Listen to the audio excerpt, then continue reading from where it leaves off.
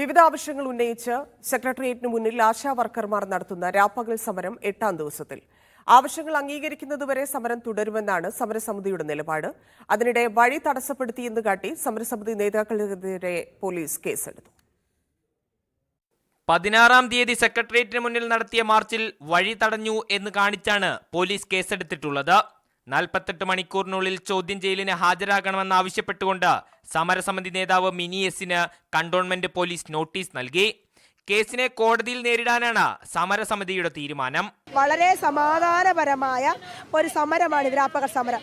ഞങ്ങൾ ആരെയും വഴി തടയുന്നില്ല, കരിങ്കോടി കാണിക്കുന്നില്ല, ഞങ്ങൾ പൊതുമുതലൊന്നും നശിപ്പിക്കുന്നില്ല.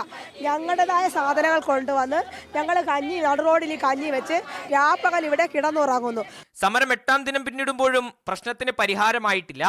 ആദ്യഘട്ട ചർച്ച പരാജയപ്പെട്ട ശേഷം ആരോഗ്യവകുപ്പ് പ്രശ്നത്തിൽ ഇടപെടാൻ ഇതേവരെ മുന്നോട്ട് വന്നിട്ടില്ല.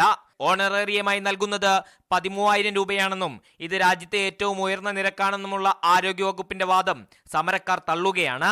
13,000 രൂപ ഞങ്ങൾക്ക് പ്രതിമാസം കിട്ടുവാണെങ്കിൽ ഞങ്ങൾ ഈ സമരപ്പന്തലിൽ ഈ ചൂടത്തും വെയിലത്തും വന്നിരിക്കൂ? ഇല്ല. അപ്പം ഞങ്ങൾക്ക് എങ്ങനെയാണ് ഓരോ ആശമാർക്കും 13,000 രൂപ കിട്ടുന്നത്? ആ കണക്ക് വ്യക്തമായിട്ട് മന്ത്രി ഒന്ന് പറഞ്ഞു തരണം ഞങ്ങൾക്ക്. വരും ദിവസങ്ങളിലും സമരം കടുപ്പിക്കും. 21-ാം തീയതി ആശാവർക്കർമാരുടെ മഹാസംഗമം സെക്രട്ടേറിയറ്റിന് മുന്നിൽ സംഘടിപ്പിക്കാൻ ഒരുങ്ങുകയാണ് സമരസമിതി. മീഡിയ 1 തിരുവനന്തപുരം.